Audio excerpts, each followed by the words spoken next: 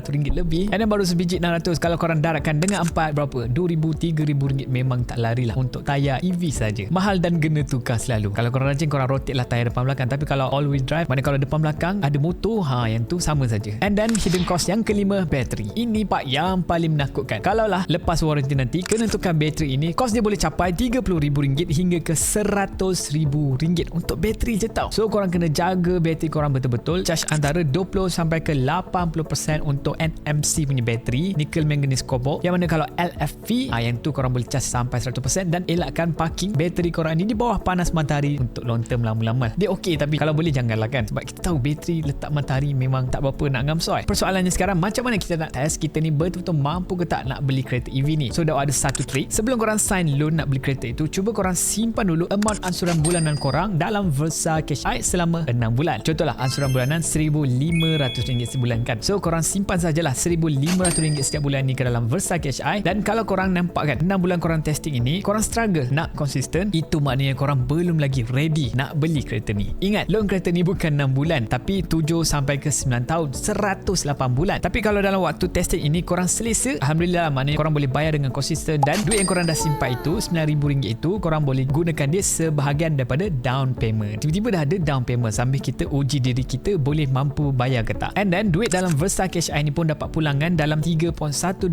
setahun, yang ini adalah best net fee bersandarkan info daripada bulan lepas, Mac 2026 punya return. And then Versa Cash i ni dipatuh syariah, boleh keluarkan bila-bila masa, maksudnya tak kena lock lah macam fixed deposit. Cuma untuk dia betul-betul masuk dalam bank memerlukan 1 hari bekerja. Dan Daus sendiri tak dapat dinafikan EV memang best. Tapi bila kita kira balik semua kos, kita buat stress test untuk 6 bulan dengan Versa Cash i sebelum kita commit, barulah kita nampak sama ada sesuai untuk kita ataupun tidak, ataupun hanya nafsu semata-mata kan. Jadi kalau korang berminat nak guna Versa, korang boleh tekan link dekat bio, masukkan kod VDAUSDK, korang boleh dapat RM10 percuma apabila korang punya cash in pertama minimum RM100 ke dalam Versa ini. Jadi kalau korang rasa video ni bermanfaat, jangan lupa like, share juga video ini dengan kawan-kawan korang yang plan nak beli EV. Dan yang paling penting, follow Daus supaya kita boleh jumpa lagi pada next video. Ciao.